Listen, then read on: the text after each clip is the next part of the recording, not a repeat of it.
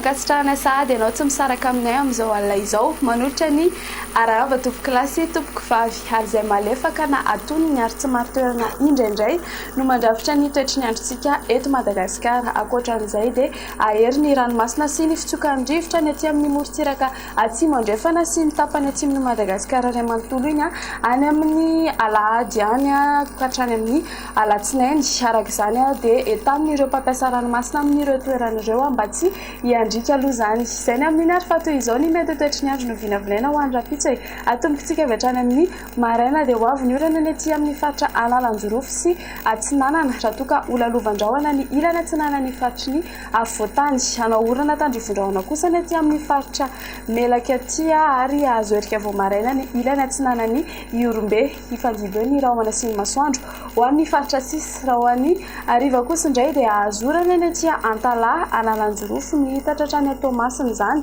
ary azo orana tandrifon-drahona Meto raha ikotrika ny aty amin'ny faritry Menabe toraka izany ihany koa ny ilany andrefany Amoron'ny Mania Automatsiatra sy Iorombe iny toraka izany ihany koa ny aty amin'ny tapany avaratra atsimo andrefana. Fa iso kosa izany amin'ny alina ny any amin'ny faritry Melaka Bongilavy Itasy sy Vakinakaratry ny azo orana tandrifon-drahona ihany koa ny amin'ny alina ny aty Nosy Sambarano ary ifandimban-drahona sy ny masoandro ho an'ny faritra sisa izay tsy voatonona teo.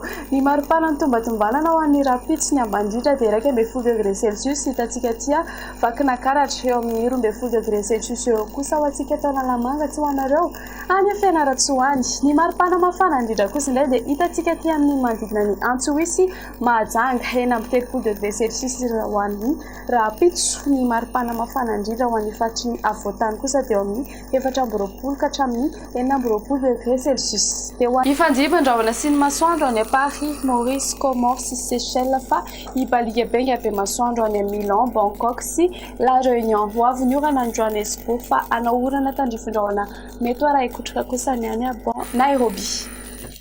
Desesser ny masaka azonao rosanao tamin'ity ality mamay fotoananao ny tena ko andra-pitsy indray veloma tompoko.